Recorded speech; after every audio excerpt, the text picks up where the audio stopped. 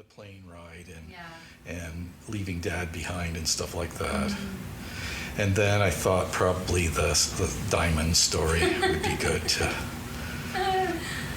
Hey, this one has redacted. That's the diamond story. Oh, is I it? don't know what, and I scratched it out so much. I tried holding it up to the light. I was looking at it last night. I was holding it up to the light. I cannot see anything. I don't know what the amounts were. I do remember it was $500 that I lost, but there was more money things involved, and I don't know what they were. This line says, everything is explained. Perhaps this is karma to be worked out. It is the only way I can feel at peace. Greed. Yeah. I have learned its power. Yeah, Wow. yeah. Okay. And I was 20 then. Yeah. Can imagine the Yeah. things I was thinking back then. For more than 2 decades, I have written in a diary almost every single day. And guess what? I saved them all. Each week, I will be reading from these archives and getting to know myself from the lens of my 10, 16, 25, and 36-year-old self. We'll explore big topics such as body image, queerness, divorce, addiction, mental health, and friendship. I'll read cringy poems and attempt to find compassion for the painful tenderness of my younger self. Join the drama of me and my guests as we explore our boy-crazy, closeted, angsty selves, one stupid page at a time. When I started, one of the questions people have asked me is where were your parents? How did this happen? How did you get away with that? And I'm honestly, I don't really know. I think there was an age that I hit where you and me went through a rough patch, right? You and me went through a rough patch, and you also went through a rough patch with Jenny. Yeah. And with Mom. We all were having this tough time together, right? Mm-hmm. And I think it imploded eventually with you and Mom splitting up. But the year after you and Mom split up, when Jenny moved out, you and me had this time together where I was not even 20. I was in my late teens, and we had this time before I went off to Australia. Or before I went off to college, actually. Yeah. We had this year and a half where it was just us at home, and I feel that was the time that kind of forged our relationship we have now, because I don't know, something happened in that year, because you were going through some emotional rocky times, and I was trying to sort my own life out, but something happened in that time that we had together, which was for me, felt like a turning point in our relationship. I don't know if this was a big deal for you at all, but when I was 21, I was I'm gonna travel before I have to get a big girl job. I just finished college, and I was going through a breakup, and I was I just want to get away. And I not only did I want to get away, but I wanted to get to the farthest possible place I could get, which when I looked on the map, it was Australia, right? Yeah. So I kind of came to you and said I think I'm gonna. Actually, I don't even think I said, I think I'm going to go to Australia. I think I was I bought a plane ticket. I'm going to Australia. Yeah, something like that. I remember. And I had another month or something until I was leaving. And in that time, you said, so I left in January, and sometime around December, you said to me you were really hesitant, but you were hey, I want to see if you want to read this. And you handed me your journal from when you were basically my age, you're 20, and you traveled Europe. Yeah.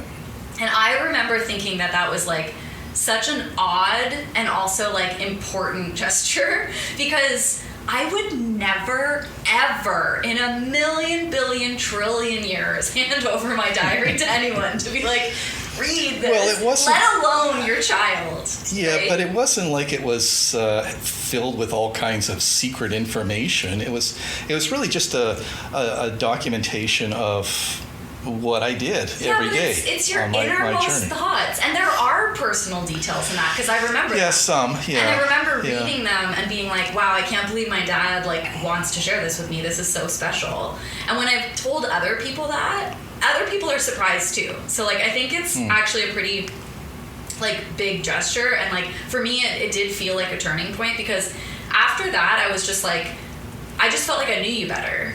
And because, so there's one detail in that journal that maybe you'll read today or maybe not, but there was like a detail about how you missed the way your mom smelled. Do you remember reading that? Maybe that could be at the beginning of it somewhere. Yeah. And you're like, I think it's when you arrive in London. Oh, okay. And you're like, I miss the way my mom, and I remember reading that because I was like, oh my God, I had no idea, because you've never mentioned anything about, like, anything that intimate about, like, your mom before, let alone how she smelled. Like, that's such a, like, powerful detail. That's very weird. I would have said that because it's definitely not like me. Do you remember what she smelled like? No? It was just like the familiarity of her smell. She was always working in the kitchen cooking stuff. Yeah. So maybe it was that she smelled of like cooked food. She smelled of meatballs or a chicken dinner or something. I don't know. It's funny that you don't remember it, but you missed it. Yeah, she did have like a particular smell, I guess, when she went out, because she used this like certain kind of perfume and stuff like that when she went out. It's funny. I don't know if it was that or not. I've never met this woman, but when I think of her, I'm like, I bet she smelled like mothballs. But no. No. There were other things around the house that smelled of mothballs, but not her, I don't think. Unless she was living most of her time in a trunk, but I don't think so.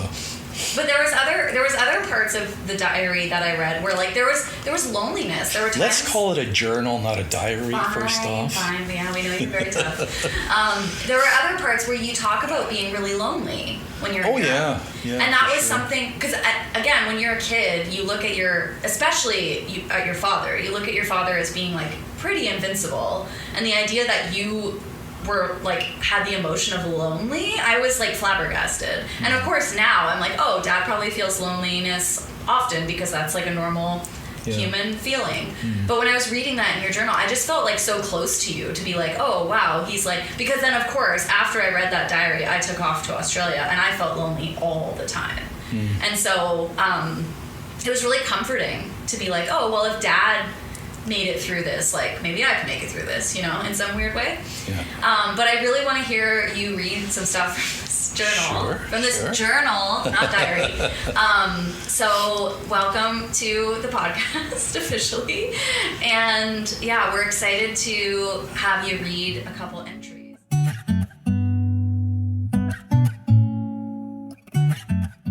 So set us up for like where you are coming from. So obviously one detail that's important is this is the first time you've ever left home. That's right. This is the first time you've ever been on an airplane. I remember you writing about the tube. The first time you saw the tube. Yeah. Or rode on. Which is the subway in London, by the way. So you're 20, right? Yeah. You're 20 years old. And what were you thinking? What motivated you to just like buy a plane ticket and go to Europe? It wasn't something that just came to me all of a sudden. Like, one day I said I'm going to do it. It kind of happened over a few years, I guess. Sometime around when I was 17, maybe still in high school, I think. I started getting involved in Eastern religion. Oh. And I really got into meditation and stuff like that, and reading all these books on Eastern religions. But like how did that come across your desk when you were? Because you're 17 and you live in like a farm town on a farm with. It started. I'll tell you the exact moment it happened. The catalyst behind all of this. At that time, I was in, I think, maybe grade 10 or something like that, smoking a lot of pot and drinking and this and that. And I was hanging out with two guys. We were kind of like a trio then, I guess, in a way, Tim Tope and Marty Pamplin. And it was a Sunday, as I remember, and we were hanging out at Marty's place. We had smoking stuff and listening to all his records and stuff like that. And Marty says all of a sudden, I've been doing some meditating and stuff like that. And I said, it's all that. It just kind of sparked my interest. I was always a very curious person. And so I said, what is that? How does that work? What do you do? And so he explained this whole thing about meditation. And I said, oh, wow, that sounds really cool. And so when I was back in high school, I didn't always, but quite often hung out in the library. And so I started looking through the books in the library and found this whole section on religion and Eastern philosophies and meditation and all that stuff. And I took those books home and read them. And oh my God, these people in India, they can like levitate and they can lie on a bed of nails and without feeling any pain. They can even bury themselves underground for days. I want to do that, And so that really led me into meditation and all that stuff. And then I really got into it deeply then. And I said, I think I want to go to India. And so that kind of grew after high school. I kind of grew more and more into this whole thing. I even went to Toronto to the Indian consulate there to ask them questions about traveling. Wow. I didn't want to just go to India. I wanted to live. I wanted to go there and live in India. I wanted to become one of these yogi masters, they're called, that can do all these great miracles and stuff a guru. Yeah. And live in a cave in the mountains somewhere. This was really what I was thinking I wanted to do. And then eventually, as I was getting through some of those years and learning a bit more about life and this and that, I said, well, maybe that's not so practical, but I still want to travel. I want to do, because I really got interested in traveling. And so I said, well, okay, I'm going to go to Europe because a couple of my friends were going to go to Europe. And so we all got together and said, hey, let's all go to Europe and travel around together. Oh, that's a great idea. And at that exact same time, that's when my mom and dad were traveling in Ukraine, and she ended up getting very sick. Yeah. They thought it was a stroke, but it turned out to be brain cancer. Yeah. And it took her a long time to come home, a couple months to come home after that, because she was stuck in the Ukraine and they didn't have a way to get her home right away. And so that by then my friends had already basically abandoned me and went to Europe by themselves, left me behind. And so I couldn't leave with her being sick. Yeah. And I guess the way it happened was that I almost said fortunately, but I don't mean that. But it was just the way it happened that her sickness was fairly short. Yeah. And she only lasted 3 or 4 months. And then it was just me and my dad living at home then together, and I stayed with him for another month or so. But then it was always on my mind to still travel to Europe and hopefully meet my friends there. Yeah.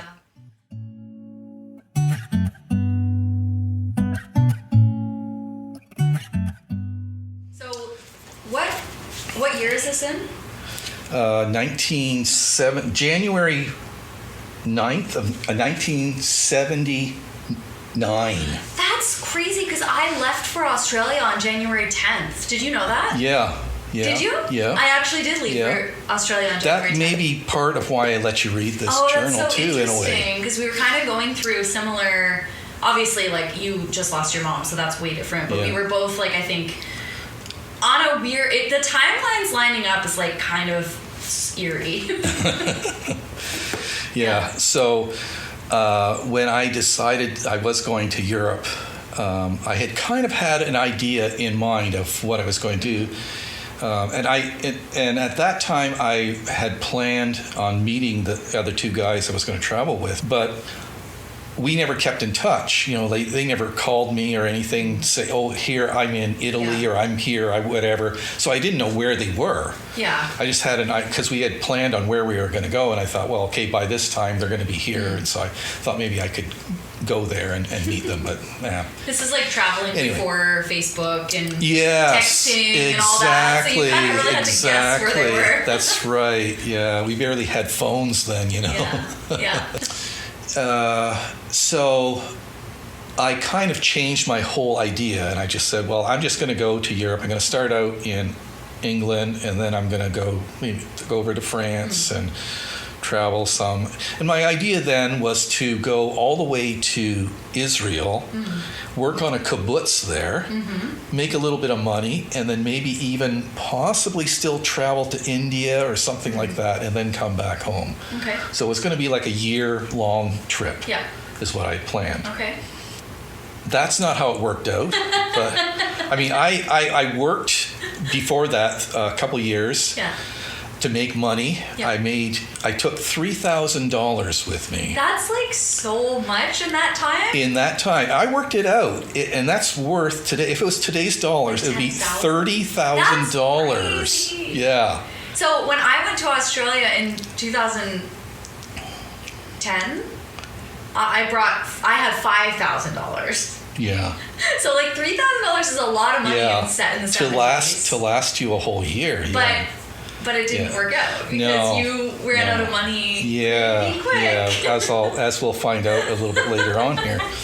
But yeah, I mean, even though I stayed in hostels, I slept on beaches, I slept in people's haylofts, in parks, a few campgrounds and things like that.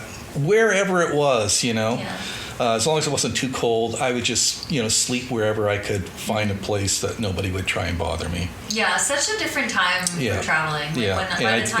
And did a lot of hitchhiking too, which we couldn't do now. I mean, that was like a free world back then, Well, some people do still travel that way, but it's just it's very dangerous. It's very dangerous, And I ended up in a few tough spots too, I guess, from hitchhiking, but you never know who you're going to meet, of course, doing that. But I did a lot of travel by train and stuff like that, and some by bus and boat and things like that. But did you, before you left, did you feel what was your overall sense? Did you feel prepared and excited, or did you feel scared and anxious, or a combo? That's a good question. I was kind of scared at the start. I mean, like we said before, I've never really traveled before, other than maybe to Toronto or a few other places. But never been on a plane or never been on a plane or anything like that. Yeah, you probably never even heard an English accent. Or maybe you had. Yeah, I've been on a bus, but not on such a long bus trip to get to the airport, because the airport was in New York, so I had to go to New York City, because at that time they had these really cheap airfares. They were called. It was the Laker airline business back then, and they had $100 fare.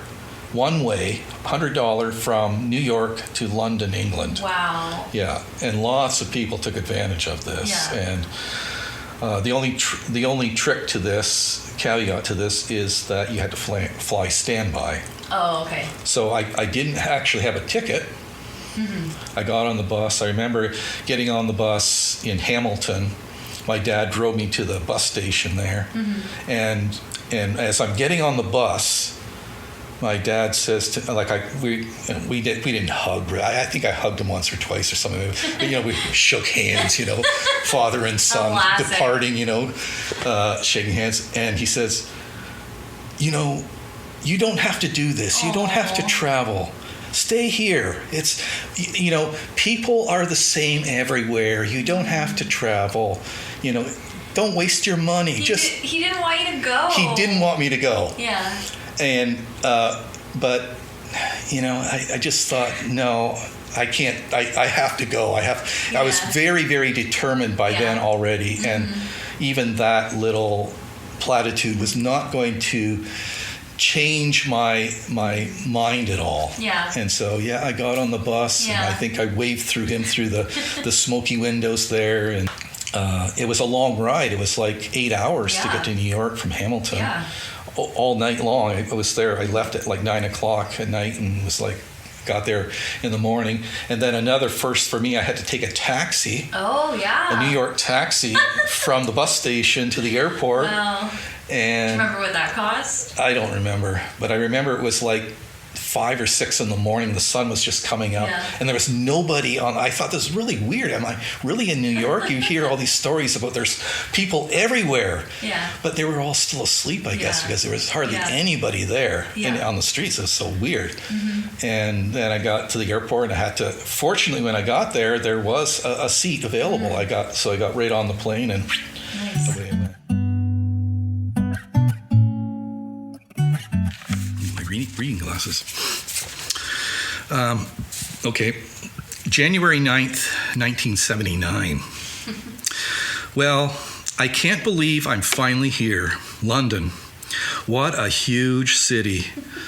I'm not sure what I expected. Perhaps I don't think I thought of London with so many people and cars. The plane, a 747 Pan Am flight, one way. I should say that I bought a one-way ticket, because I didn't know when I was coming back. Landed safely at 9:30 p.m. at Heathrow Airport, flying 30,000 feet high in the sky in that giant metal bird was quite an experience. Again, even the flight wasn't quite what I expected, but I am sure that I'm going to be surprised by any other conceptions I may have about various experiences along the way. I took the bus from Hamilton to New York. When I stepped on the bus and waved goodbye to Dad, I knew this was going to be a new and learned experience, and I felt afraid. Aww. I felt as if I was throwing myself into something or someplace where I'd find out a great deal about myself. But it wasn't just then that I felt fear feed upon my body and mind. It was perhaps several days before when I bought my ticket and I knew that it was really going to happen this time. I had to say goodbye to a lot of people and things I loved. It may sound silly, but it was as if I would never see them again. I felt myself saying inside, maybe I shouldn't go. I know now why someone said you should never say goodbye. I knew now how hard it can be to say goodbye. Wow. Dramatic. Yeah, for a 20-year-old, oh my God. The ride on the bus was terribly boring, all 12 hours of it. When I was in New York City, I felt as if someone was going to jump on me, even though I was there for only a few hours. I met a fellow from Australia who had come from Ottawa and was flying to London. We had a good chat, and he gave me some information. An older English couple sat beside me on the plane, and they felt like they should keep to themselves. I was either too busy being nervous or too busy trying to conceal my nervousness that I didn't feel much like saying anything. It was a nice ride anyway, with a free meal that wasn't too bad. A lot of really odd details here. I don't know why I wrote all this stuff. It's kind of weird. Probably because you thought you were the only one that was ever going to read it. Maybe. I found a hostel to stay in. It's called the Holland House in Holland Park. There are others here who are traveling Europe. It costs $2 or £2.20 for a bed and £1 for breakfast. Wow, that's so cheap. Yeah. That's like inflation? Like $4, I think, for a place to stay, and $2 for breakfast. That's really obviously I've been to Europe fairly recently, and I'm like, that does not. Yeah. Well, back in those days too, that was a popular thing to and I even had a book on it, was to travel Europe and travel on $5 a day. Yeah. And that was something I wanted to try and do as well. Which you could probably only do now in somewhere like India or. That's true. Yes. Like that, not in Europe. Yeah. Definitely not. I walked around Piccadilly Circus. Can't see why they call it that unless it's different in summer. There are no clowns. And Trafalgar Square. The square is a nice place. Lots of pigeons. They'll climb all over you if you let them. I went to my room and called a place, the Lancashire Hotel, and got a room and breakfast for £3.50. I learned something here. Plan ahead. You should make a list of the best places and try to reserve ahead of time, especially in big cities. That's a good lesson, actually. That was just the start of it, and it doesn't sound like a very adventurous start at all, even though it's only 2 days, but it was like going to a new city somewhere, in Canada, and just trying to find a place to get started, to get on with your life and Well, it's something when you're at home, in the comforts of your own home, you don't really have to think about, because you have a roof over your head and you know where your food's coming from. Yeah. But when you're traveling, even when you're not traveling like this, when you're just, when you arrive anywhere new, it can be a really big part of it. And I've always found if I don't have my next place mapped out, I do feel anxious. And you're also carrying around your backpack, right? So you're carrying around everything that you brought with you on your person. That's right. And I know you're a light packer, so I'm sure you just had a little traveler's backpack or whatever. No, right? it was a full backpack, but sleeping bag and everything, but yeah.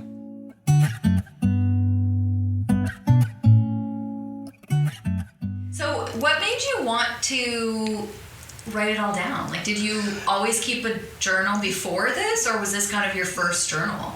It was my first full-length journal. I did do a lot of writing back in those days. I had these little books that I would get, the spiral notebooks. And I would write things down whatever it was, if I went someplace and I met somebody or something about a girlfriend or whatever. And so I'd keep these notes. I still have some of them, but those would be interesting to read too. Yeah, a lot of them I tossed out or whatever for one reason or another. I wish I hadn't. But. Yeah, one of the comments people make a lot is oh, I wish I would have kept my journals. Yeah, right? A lot of people say that to me because, and I don't know why. I don't know what compelled me to keep every single one, but I have these 3 giant Rubbermaids in my basement. I have more than 100 journals, a lot of journals, because basically every year since I was 10, there's between 1 and 3 journals, right? So that's a lot. And I don't know why I started when I was 10, and I don't know why for me it became this super regular habit. But I have actually journaled basically every single day, give or take. Sometimes I go a day or whatever, but basically every single day I have journaled since I was 10 years old, with the exception of 3 times in my life where I've gone for a little bit more time away. One of those times was actually shortly after Mom left. So I had this 2-month period where I didn't, there's a hole in my journal, where I didn't write. Yeah. Or maybe I did journal, but I destroyed it, I'm not sure. But I always find that interesting, people want to record things more when they're traveling, because I know other people who they don't really journal, but when they're traveling they find themselves writing a lot of poetry or whatever. So I was just curious if did you journal after this journal, in your life? Yeah, a little bit, but not consistent. No, this one was every single day. Sometimes multiple times a day. Hey? Yeah. But every single day it's I wrote. It's your little companion. Yeah, whatever. It could have been just the most boring thing. Maybe I just spent the whole day on the bus or something like that, and I didn't even meet anybody interesting or anything to write about. But I would still write. I don't know why I did that, but I was curious why. It's just something that I decided then to do. Yeah, and then you also decided to keep it. You decided to keep this journal. And sort of treasure it.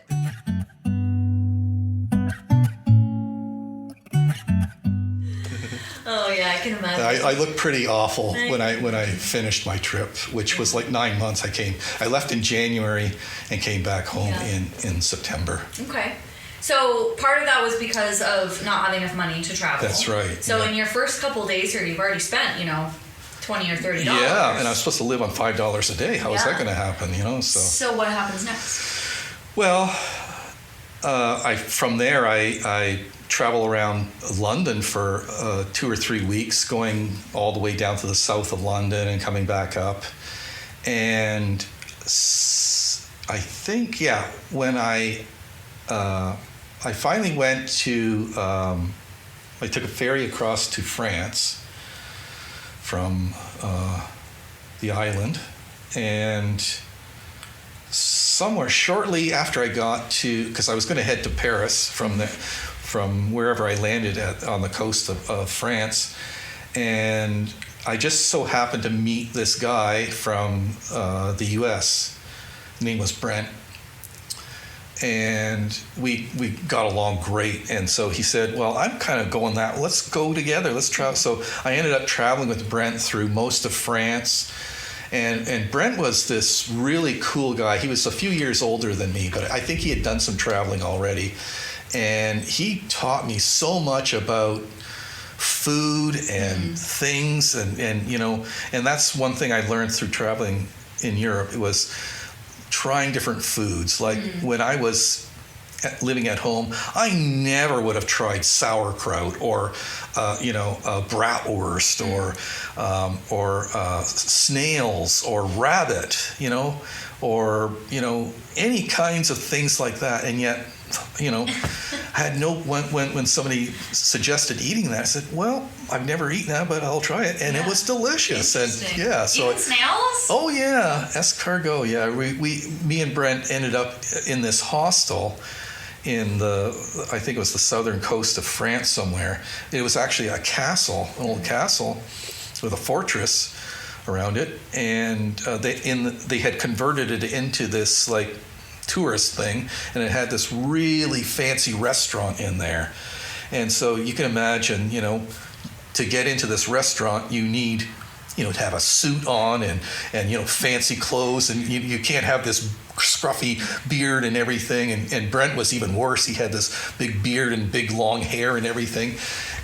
But they let us in anyway. I don't know how or why. I guess we kind of washed ourselves up a little bit and made ourselves look a little bit presentable. But we went in there, and Brent talked me into having this really great dinner. This menu, everything was like crazy price, it was like $20 for a plate of something. And so we ordered this rabbit with mustard sauce on it and everything, roasted rabbit. Oh, it was delicious. And then for appetizers, we had these snails. I thought, I'm not going to eat snails, but try it. Garlic butter on them and everything. Oh, so wonderful. So wonderful. A nice, expensive bottle of wine, and we had a great time. It was wonderful. But anyway, from France, we ended up going to Spain, to Barcelona and places like that. And we kind of split up there. He wanted to go along the coast, and I wanted to go over to the East Coast to Portugal and travel through Portugal. And so we kind of split up, and then partway through Spain, because he said he was going to continue on down to the south of Spain. And so after Portugal, I kind of went over to the south of Spain down there. And I don't know, somehow we just, at this one hostel, I just asked one of the guys there, has anybody named Brent checked in here? He said, oh, yeah. He went out for a walk. He's up in that mountain over there, a little mountain over there. And so I went walking up there, and here is Brent sitting on a rock with digging his fingers into this jar of peanut butter and eating peanut butter sitting on this rock.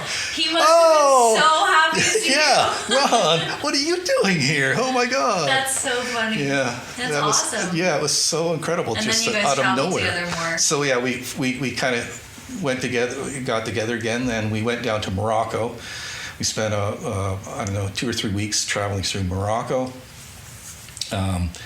Came back up, and then we were traveling through the southern France, and he ended up meeting a girl there somewhere, and so he decided he was going to stay in France for a while and work at a vineyard and stuff like that. And as it turns out, that was something he wanted to do, and as it turns out now, he actually has this little vineyard in Seattle. He's one of these hippie types, He can't see how you guys put it off at all. We parted ways, and from there I went to I think to Italy after that, and that's kind of the next story in my journal I would like to read takes place in Italy. All right, let's take a break. Some great misfortune. Let's take a break and we'll hear about the great misfortune.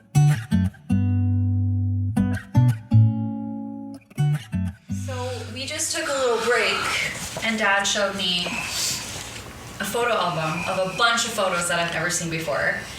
And what are some things we saw? You saw the Mona Lisa. Mm-hmm. You climbed Mount Olympus. Mm-hmm. You went to the Louvre. I met the Pope. No, you did not. Yeah. Well, not met him, but I was like very close to him. Yeah. Met the Pope. But we did notice in the photo album, there's a part where you've lost your camera got stolen. Yeah. Mm-hmm. So then you move to postcards to commemorate a lot of the things. But you have like a core story that you're like, I want to tell this story, which I find interesting because this is like one of the stories, like one of the most embarrassing like things that like I know about you. So the fact that you want to share this story with us, I think is pretty great. Yeah.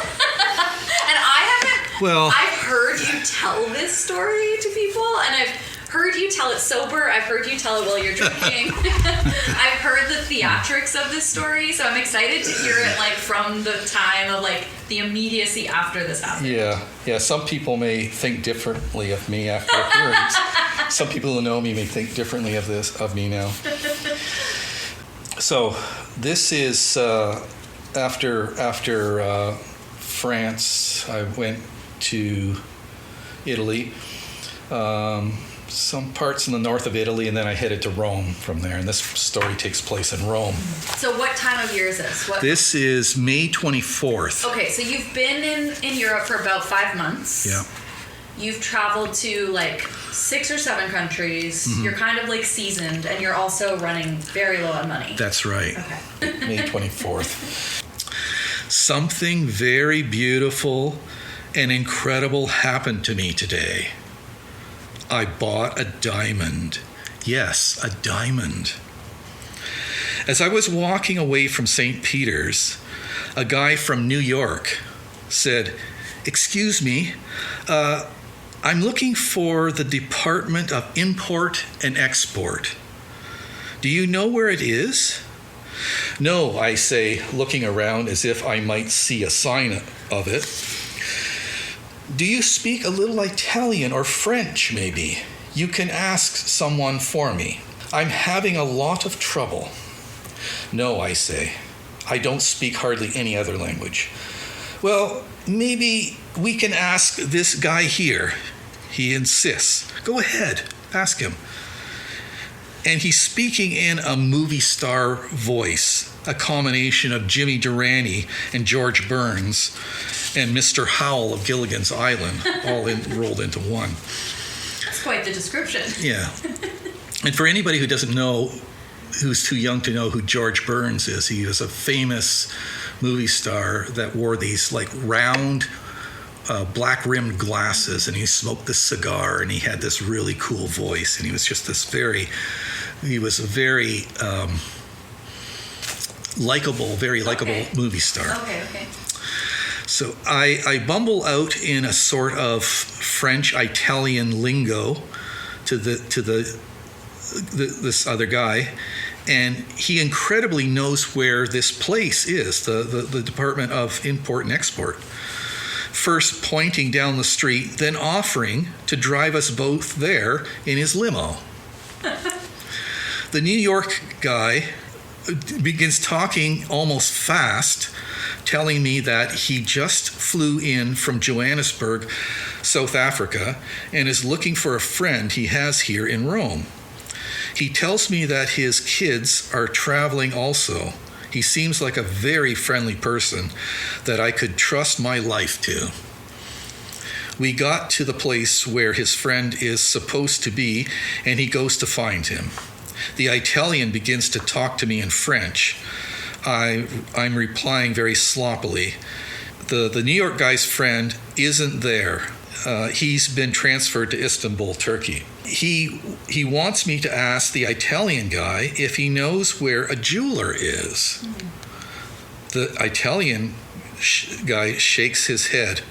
Then the New York guy tells me he's flying back to New York but hasn't enough money, and produces a box containing 2 diamonds.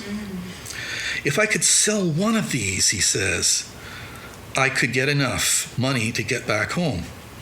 The Italian understands what he's saying and picks up one of the stones, which I don't really have a good look at, and scratches the window of the car, nodding his head. And he pulls out his wallet, indicating he will buy one of them. Meaning to prove that it's a real diamond. That's right. Diamond cuts glass. That's correct, Okay. exactly. Okay. The New York guy talks to me openly that he can get $4,000 for this stone in the States. But he only wants $1,200 for it. The Italian offers him $1,700 because he knows how much the stone is worth.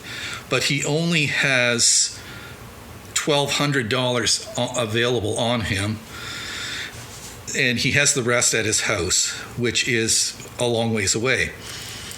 The New York guy then has a plan.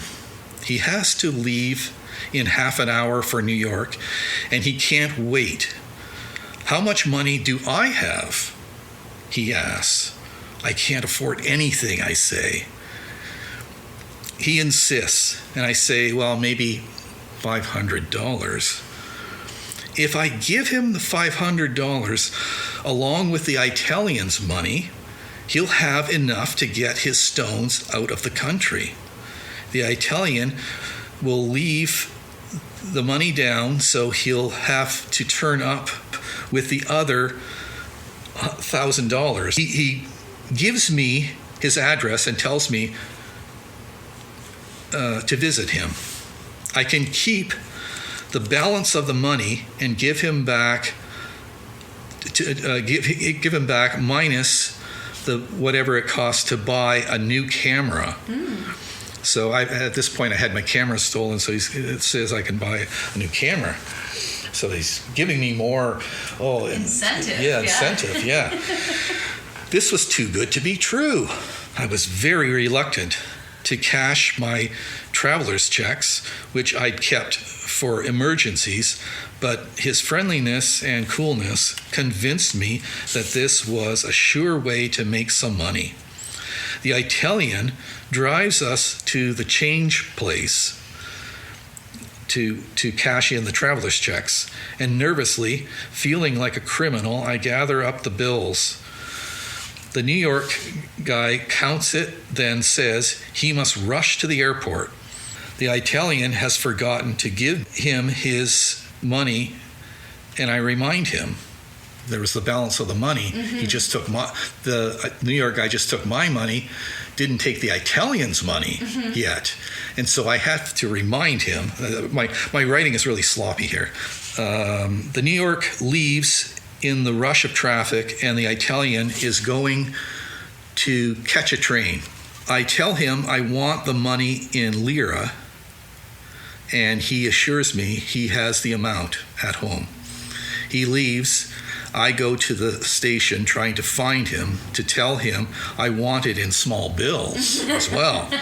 But I can't find him in the crowds, and I am nervously pacing the station, talking to myself, feeling the blue star diamond. That's what the New Yorker called it. He called it the blue star diamond. Burn in my pocket. I can feel its wealth in my hand. I feel 1,000 eyes and hands probing at me as if they know what I possess. I gave the Italian my name and told him to meet me at the hostel. Thoughts begin to go through my head. How does he know I told him the truth? How does he trust me? Should I check my bag and return to the hostel? I mean, I have the diamond. No. I will be honest after all. he has his own money at stake in this deal too.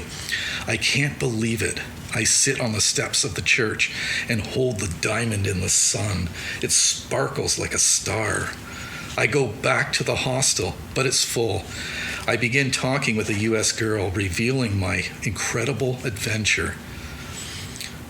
She apparently doesn't think much of it because there's no response after that. Met a Quebecer and some Germans, and we sneak through a hole in the fence and into a park to sleep.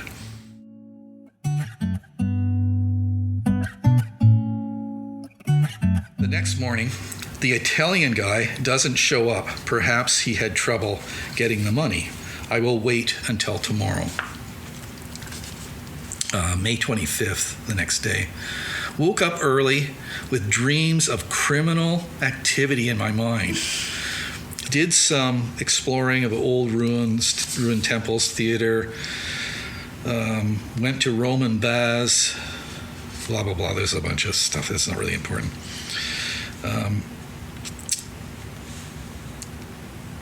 Sat around sewing my jeans and waiting for the Italian to show up.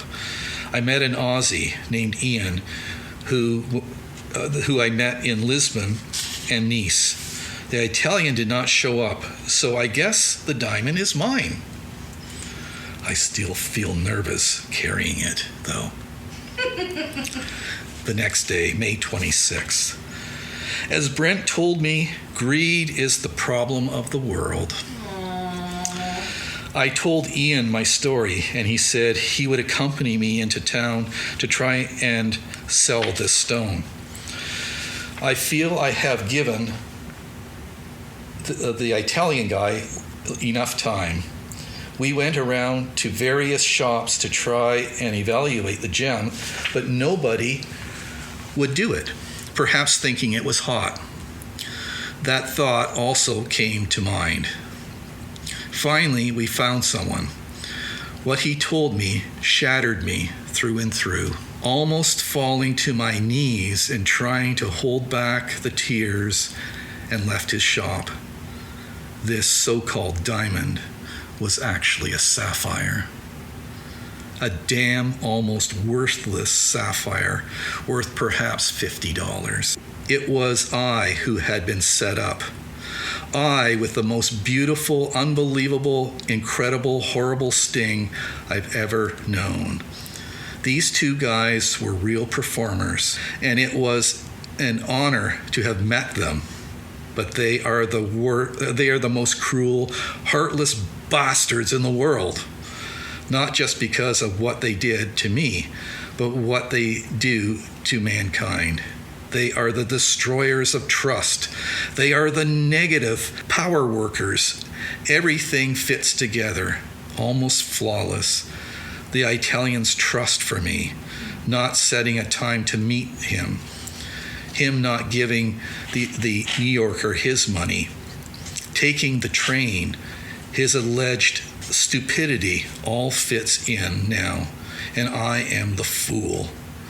How they must be laughing, how much of an ass I made of myself with my bumbling Italian and French. How could they do this to a young traveler? They are heartless, and I hate them to my soul. How much I dreamed, looking in camera shops, at tents and sleeping bags, how I would have a story to tell. But now only shame and stupidity, and I must now send home for more money. How could I be so stupid? Even an industrial diamond worth very little can cut glass. Everything is explained. Perhaps this is karma to be worked out. It's the only way I can feel at ease. Greed. I have learned its power. Ian was a great friend to have then. He made me laugh. He took my mind off it all for a while. We walked around talking, went to the ruins, then back to the hostel, had spaghetti and talked with some U.S. girls. I slept outside as the start of a super budget program. God, that's so... It's so crushing.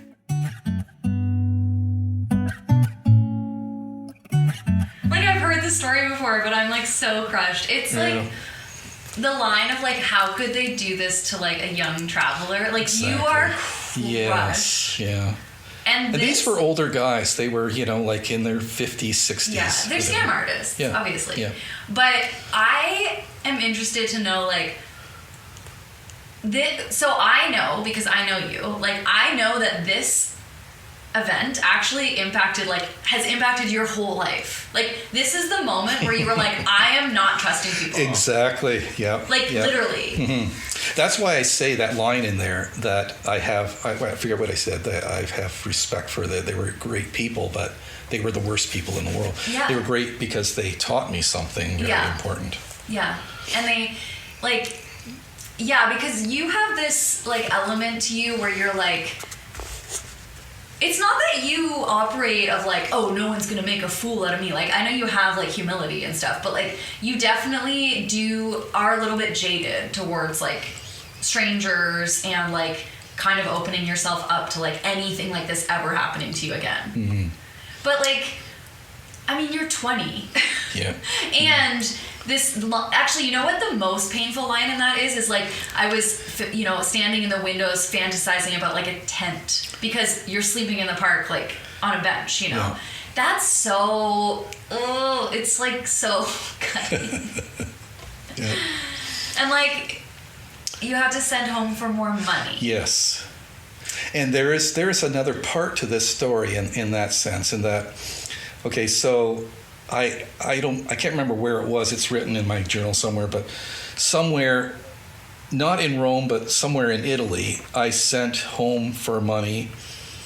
I called my dad up and told him the story and everything, and asked him to send me the $500 that I just, got bamboozled for. Yeah.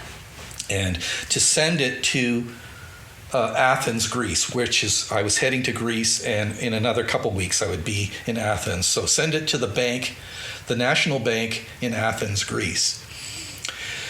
And so I got all the way to Greece and went to Athens, and the next day went to the bank, and just, misfortune came upon me again. The banks were on strike. What banks go on strike? But in Greece, I guess these kinds of things happen. And they didn't know when. They weren't, when the strike was going to be over or anything. So I said, okay, well, I'm going to go to the islands anyway, the Greek islands. So I hopped a ferry and went to a bunch of the Greek islands and had a lot of fun, and it was great and everything. Spending money all the time doing this, and getting kind of worried about it, and having not wanting to spend too much on things, so I didn't quite enjoy myself as much as I could have. Yeah. And so I think I was there on the islands for about 3 weeks or something like that, or 2 weeks maybe it was. I think maybe 2 or 3. It must have been 3, because I traveled to 3 or 4 islands, and then came back, went back to Athens to the bank again. Well, they're not on strike. No, they were still on strike, but they said it was going to be over soon. So I waited around for a few days, and finally the strike was over. Went back to the bank. Oh, my dad sent me wired some money to this bank. Can I have it? So they went looking. Oh, we can't find it. Don't know where it is. So in all the crap that went on with this strike and all the backlog and everything, my money got lost. It may not even gotten there or what, who knows, but they couldn't find it. Oh, So you had to call your dad again. super crushed. Yes. Yeah. So I had to call them again. They lost the money. And so now, by this time, I realized that I really had to cut my trip short. This was not the full trip was not going to happen, and so I decided I was going to head back towards London. I was going to go to Germany and Austria and some other places there, and so send me the $500, another $500, which my dad was he was already very reluctant. Sure. We're talking about a poor farmer here. He's not got tons of money in the bank to send me. He's like, you have to pay me back every penny. Oh yes, of course. Plus interest. He was reluctant to send the first $500. Now he has to send another $500. Oh my God, So now I told him to send it to Berlin, to the National Bank in Berlin. I mean, I didn't even have the name of a bank, just send it to this bank, Yeah.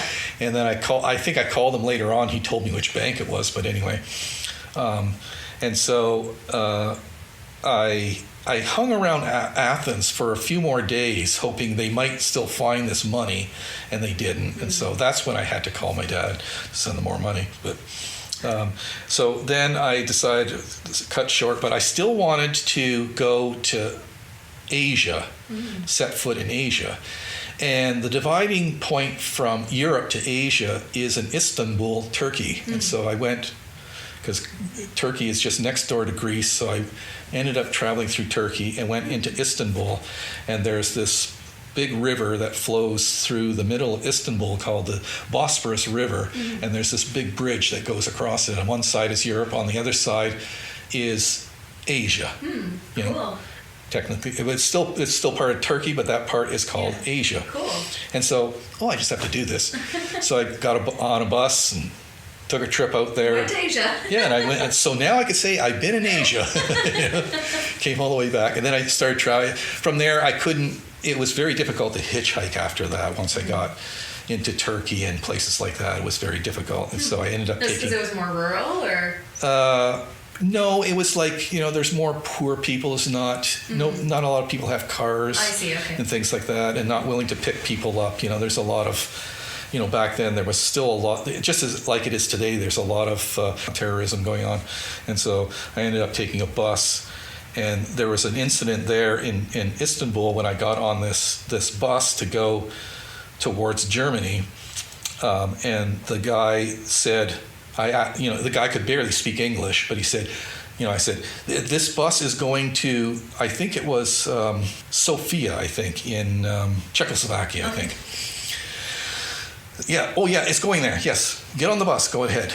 And so I get on the bus, and we start driving away. And I ask someone, "Is this bus going to so and so?" No. It's going in the opposite direction. So I'm screaming at the bus driver, "Stop the bus! Stop the bus!" And he finally stops the bus. And give me my bag, and he and the bags are all stored in the bottom of the bus. Of course, he goes there, grabs my bag and throws it, and like breaks stuff in my bag, my backpack and everything, And so I finally get on the right bus, and I'm heading towards, Austria and places like that, and Germany. So then you did Austria, Germany, and then back to London from there. Germany, and then to. Amsterdam, spent a little bit of time there, and from there I had to go a little into the east coast of France from there to catch the ferry back to London. When I got back to London, I forget what it was. I think it was like $50, and a plane ticket back to New York was $100. Yeah. And so I started. Going. Called your dad again? No. At that time, someone said, "Oh well, just go get a job. Go down to." I started going to these restaurants and stuff like that. Can you give me a job? I'll just wash dishes, whatever. Give me a job. No. You don't live here. You can't get a job. So finally, somebody said, where I was staying, somebody said, "Well, why don't you just go to the consulate, the Canadian consulate here in London?" Oh, yeah. So I went to the consulate, and I thought, they're never going to give me any money. And lo and behold, we'll help you out. You just have to sign this paper. How much money did they give you? I think it was like $150 or something like that. That was enough for your plane ticket? Yeah, that was just enough to get back. Here's what I thought you were going to say. You said when you arrived in London, you had like $50. And I'm like, you had the sapphire that you said was maybe worth $50. Yeah, so I was like, maybe you sold it. Yeah, I still have that sapphire. Oh my God. I still have it. Where is it? Yeah, I've got it. So I got a plane trip from London, England to Detroit. Okay. And I think it was like $130 for that trip. And I thought, well, I'll just cross the border. It's right there, and it's Windsor there, and I could just, hitchhike home from there. It should be okay in Canada. But I couldn't get a ride. No how, no way. Nobody would pick me. It was dark by then too. It was nighttime. So, and I thought, well, I could stay overnight, but so then I just decided to go to the bus station there, and I had almost just had enough with just a little bit more. Enough money for a bus ticket back to Hamilton. Yeah. When I got to Hamilton the next morning, I think I had like $3 or $4 in my pocket, and I called up my brother Roy. I got there at like 6 in the morning. Yeah. He's not going to on a Sunday. He's not going to answer the phone, so I had to wait around there for a couple hours, and finally he called him, and he came and picked me up. And, That's amazing. Yeah, I was so at that time. By that point, through all of that, I was kind of happy to be back home. No kidding. Even though it was it's the most beautiful, incredible journey I've ever had in my life, the most adventurous, and I learned so much. But there was so many other moments of pain and sadness and loneliness there too. But for sure. It was beautiful. I definitely know that feeling. That's how I feel every time I get back from any trip. Yeah.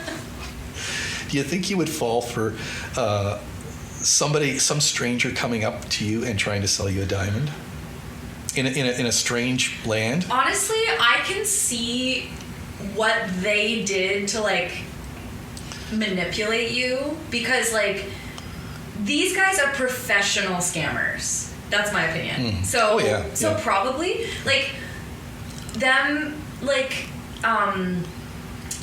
playing into your your camera got stolen, and him saying, oh, my kids are traveling too.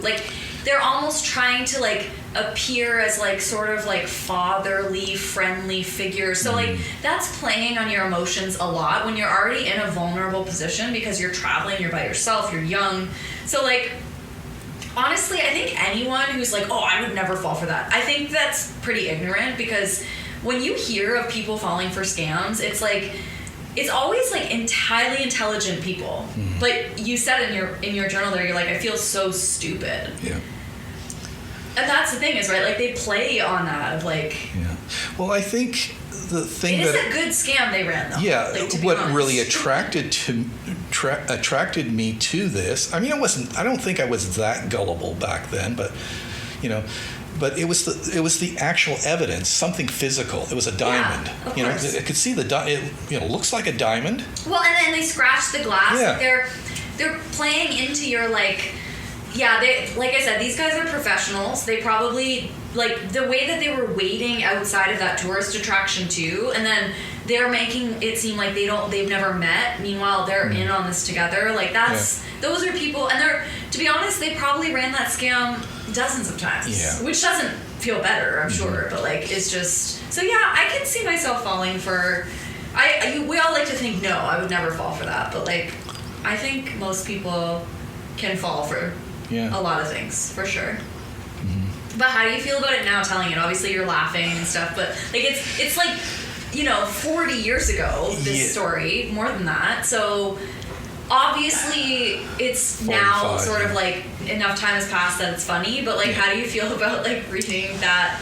Those, we said, that's really sad, some of that. Yeah, well, I haven't read that story in a long, long time, maybe 40 years or so. I mean, I've read other entries from that journal, but I haven't read that entire piece there. One of the funniest parts about that is you redacted. You so Dad scratched out certain pieces of information of that really well with pen. Yeah. And before we started recording, I was oh, what did you redact? And you said that you tried to hold it up to a light to try to see what it was. Which is, I don't think I've ever done that in a journal. Yeah.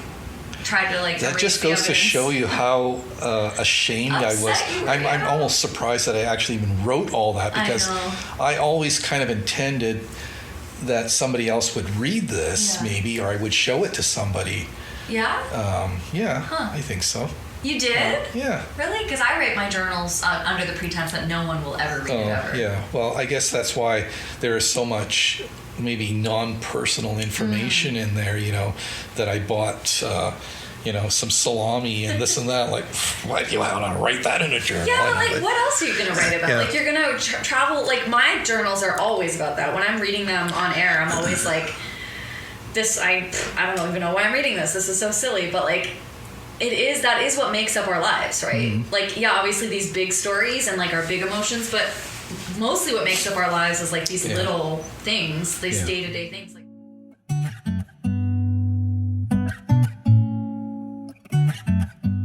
so you said, what do you think if, like, say some time traveler came to you when you were in Europe and said, like, hey, would you believe me that if, like, 40 years from now, you're going to be reading this page on something called a podcast with your daughter who's 30, almost 40, and you're going to be, like, in this big house, and you'll have this, like, cell phone next to you and a laptop, and you'll have, all this, stuff and plants and all of that. Like, what do you think your 20-year-old self would make of that? Is it, like, completely unbelievable to you? Yeah. It's really unbelievable, Because at that, I mean, obviously when you're 20, you're probably not thinking of having kids someday, but...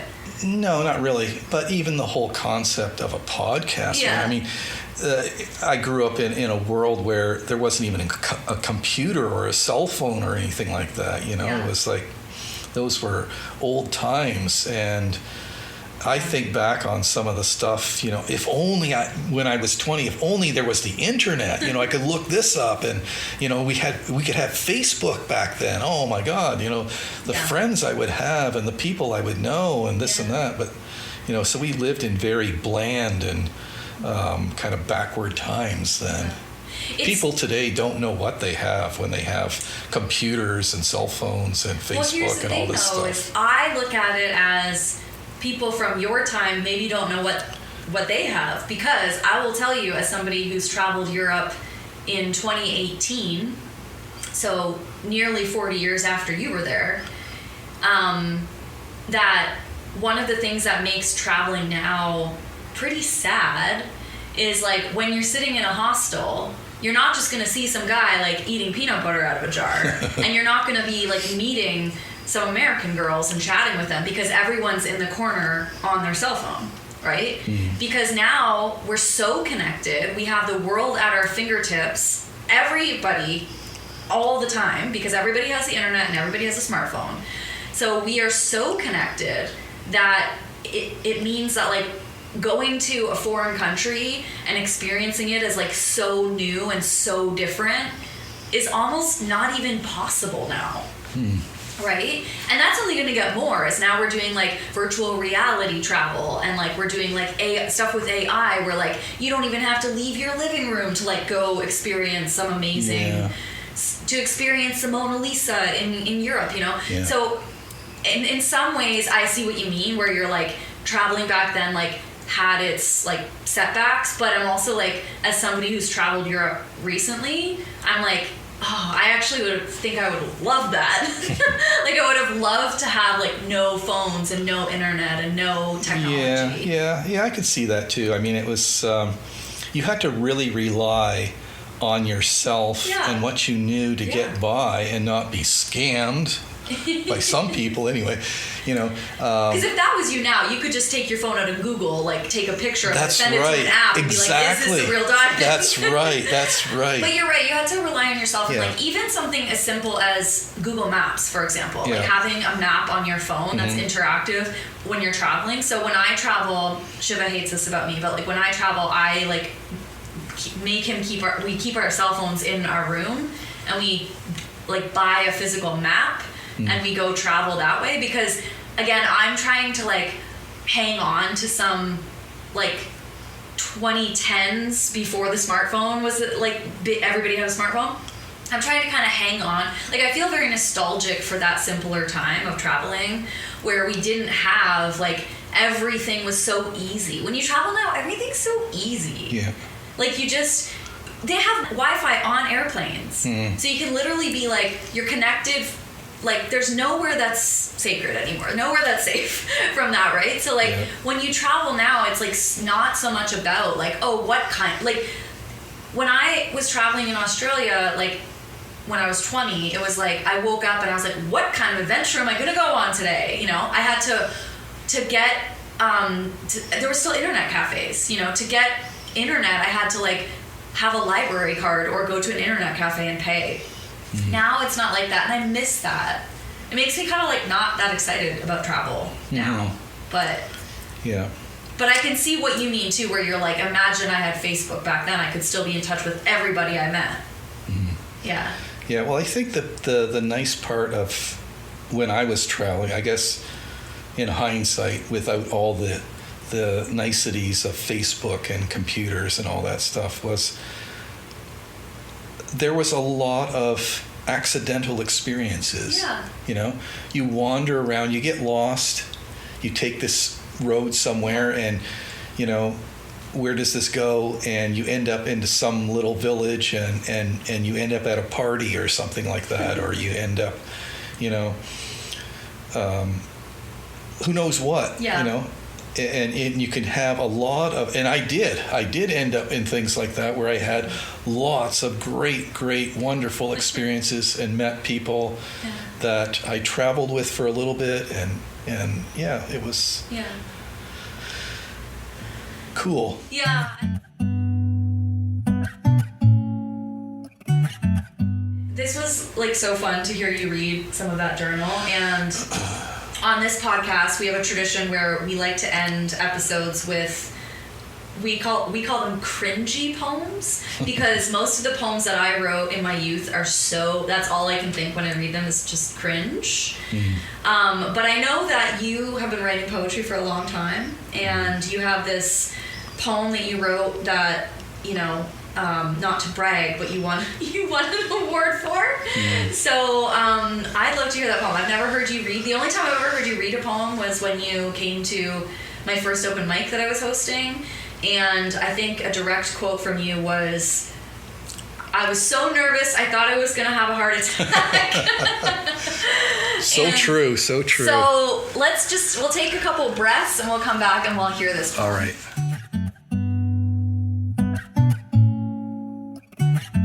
So you're going to read a poem from, tell us about your age and your state of being when you wrote this poem. Yeah, this was written, I have it noted on here, winter of 1977. Oh, damn.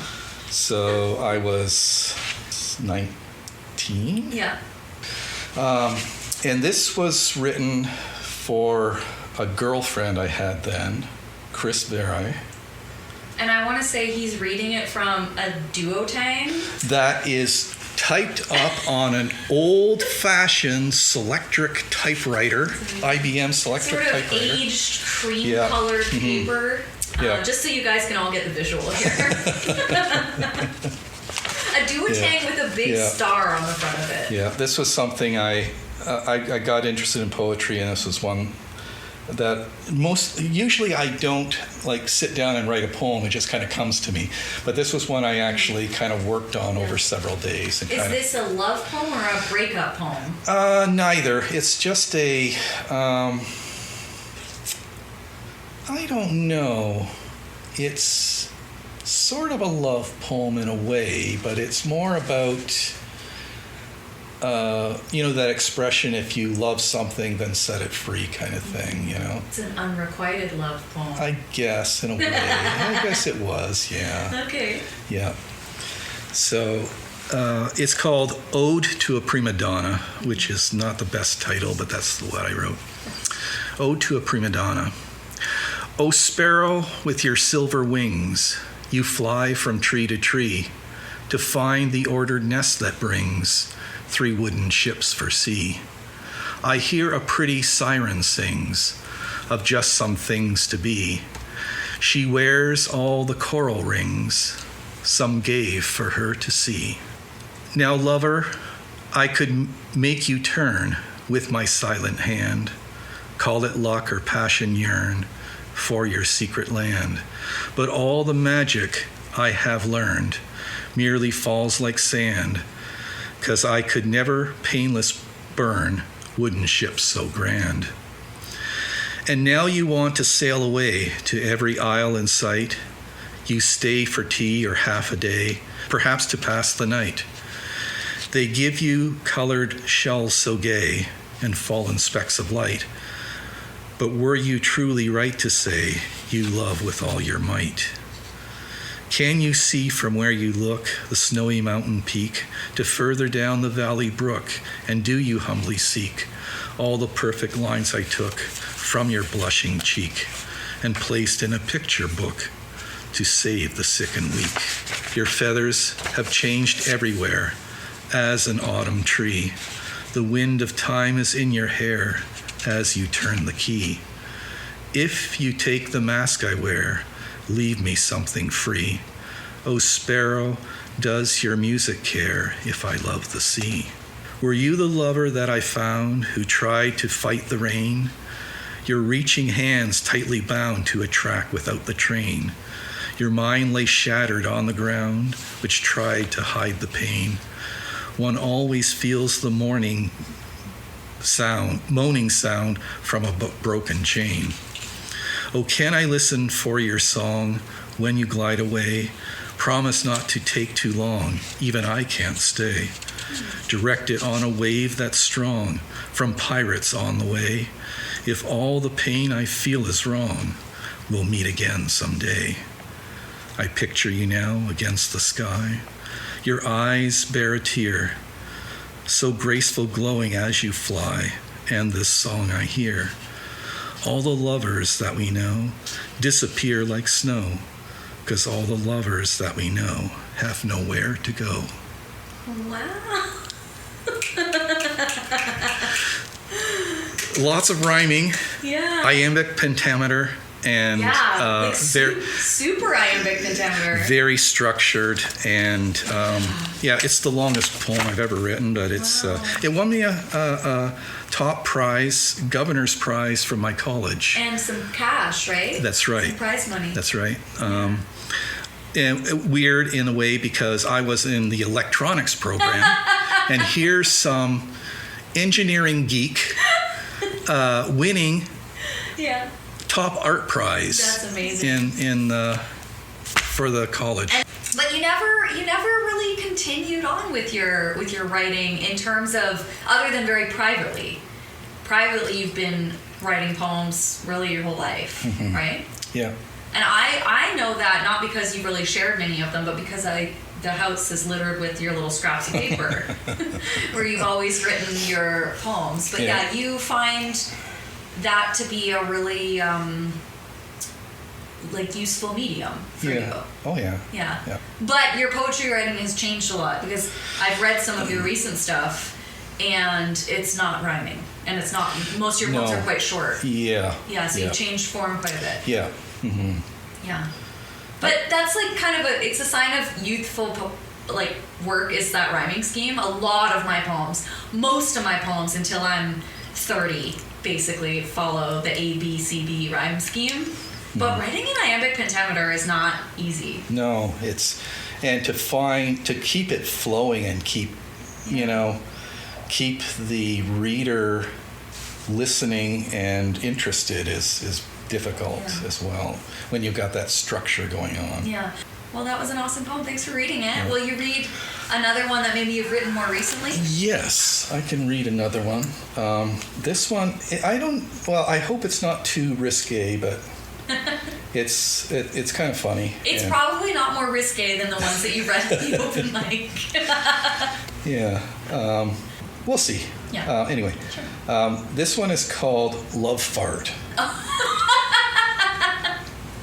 And when did you write this one? Not that long ago. It says 12/21, so. Okay, yeah. December 21, so 4 or 5 years ago. Okay, Love Fart. My lover loves to eat beans, as a good vegan does. and she farts under the sheets and pretends it is me. How can I scowl or turn when there is that wisp of hair upon her ear I tuck behind? Kiss her forehead good morning amid the billowing stench. Is it right to want to throw up a bit in romance? I'm here thinking, how is she not choking? Serenely inhaling vapors of sweet ass atmosphere. I want to shake her awake so she can recognize, but I know that won't work. She'll just gasp and yell my name with too many vowels. Blame it all on me, so I'll wipe my watered eyes and wait it out until the thought of that morning breath.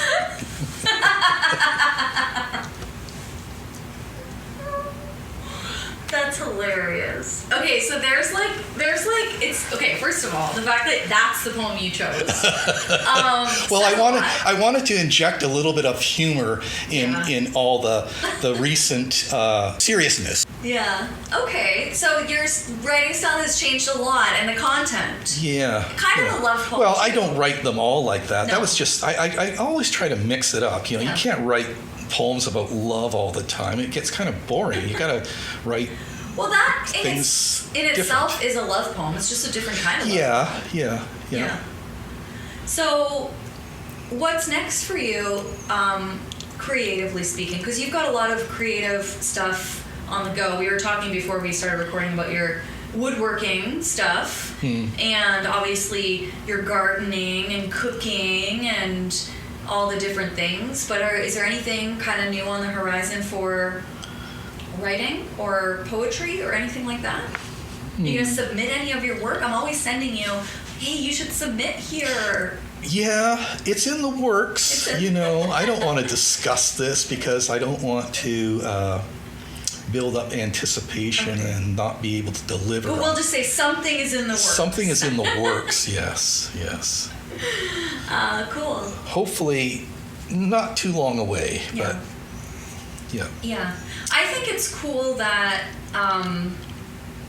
you and I have both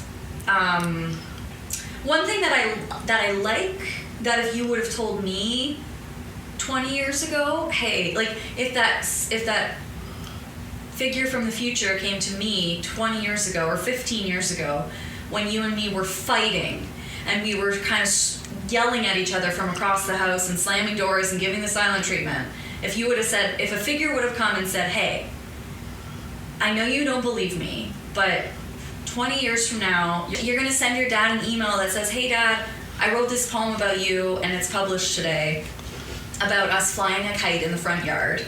You know, like my teenage self would never have believed that, because I was like, at the time I just thought like, you know, things were ruptured, things were really bad. I didn't see that like, oh, someday you can actually have like a good relationship with your parents. And I personally think that that's a really like hopeful, good message for young people, because sometimes people listen to this podcast, they get messages from people being like, I could have written that journal entry. Like, I could have written that, or, oh, that sounded so much like something I was going through. Thanks for sharing it, or whatever. So I think this is a good example of, like, you know, how things can turn out okay. Absolutely. Yeah. You just never know what's coming around the corner. Yeah. You know, it's like I've said to you a number of times in the past, like, don't pass up a opportunity, a hidden opportunity sometimes, you know, by saying, oh, I don't think I want to do that, or I don't want to see that person or go there or whatever. Because you never know what the most exciting thing that can happen to you. Like, it could be a new job, or it could be someone that you meet that gives you a new job, or gives you something. A diamond.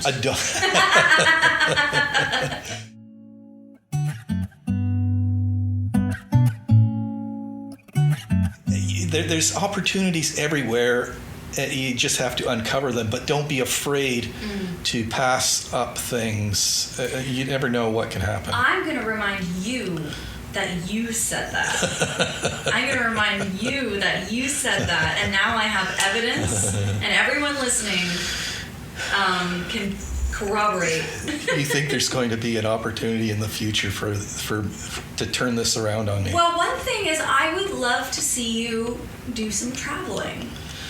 You haven't, so basically since this trip that you went on in Europe, you've been a few places, with the family. Yeah. But you haven't really gone anywhere. And yeah. I know what you say to me is, well, who's going to take care of the garden? Who's going to take care of the plants? Who's going to, I got too much to do. Yeah. But who knows what opportunity could be waiting. That's a possibility. Like, I would really, really like to go back to Europe. Yeah. I mean, it seems kind of like, well, why don't you just go someplace new? But I would be, I think it would be really cool to, maybe not take 9 months to do it, but like, a month or something like that, and go to all these, or most of these places again, do the same trip, the same journey, and just see how things have changed or haven't changed. And, Well, sometimes they say we have to live vicariously through our children. And one really cool thing that happened when I went to Germany recently, in the past couple years. Yeah. I was in Frankfurt, and I remembered a story of you sleeping on a bench in this park that was like right in downtown Frankfurt, because you said you had just left the train station and you were like lying on this bench. And I arrived in Frankfurt. I had been traveling with Shiva for a week, and then I was on my own, and I literally just got off the plane. And so I get out of the station, I've got my backpack, I can't check into my hostel for several hours, it's like 8 a.m. or something. So I'm just walking around, and I see this little park, and I literally was filled with like, I wonder if that's the park that Dad wrote about. And then I found a bench, and I laid down on the bench, and I thought, I wonder if this is the bench Dad laid on. And you know what? It just might have been. Yeah. It very well might have been. So although you haven't, been traveling much, or maybe, like I said, I don't want to say never, because I'd love to see you travel again. But I'm sort of following in those footsteps in a way, and certainly journaling my way through it, because when I travel, I fill journals. I've read my journals from Thailand on the podcast. I took a little detour from chronological, and I think actually soon listeners can look forward to me maybe reading those journals from Australia, so we can kind of go to when I'm in my early 20s and compare. I don't have anything like your diamond story, but I did get in trouble a couple times when I was in Australia. So, and I definitely experienced a lot of those emotions that you talked about too, about feeling lost, lonely, unsure of where to go next, and had like lots of adventures. And sort of, that was the time to say yes to every opportunity that came my way. So I think that'll be fun to read. Yeah. It would be a whole, I mean, it's interesting to travel with somebody else all the time, because you have somebody to talk to and share the experiences of what you see. But it does take a lot of guts and chutzpah to travel on your own without knowing where you're going specifically, and what trouble you might get into, but also what adventures you might come upon. But and like I said before, it takes a lot of work to do that. Yeah, and before I went on my first solo adventure, I didn't really believe that I could do it. And then, like I said, I read your journal, and I was like, well, maybe I can do it. So thanks for sharing that with me. Yeah. And thanks for coming on the podcast. And all my viewers and listeners are so excited. I've told a few people that you're going to be a guest, and they can't wait for the episode. You are, all my friends who have never met you are big fans of you. You are beloved. Fans? Yeah, really? You are just beloved in all of my writing groups. Oh, that's so nice. Because I write about you a lot, and I share about your garden and just our life together. And So you are a highly anticipated guest. I think we should probably do another episode at some point because I feel like we could talk forever about everything. Sure. But for now, Dad and I are going to go make some dinner because it's past 9. Yeah, it's Luxa time. So we're going to go make some dinner. But thank you all so much for listening. If you want to read some journals on my podcast, you can reach me at www.doulaofwords.com. And we hope you loved the episode, and we'll see you again soon. Bye, everybody.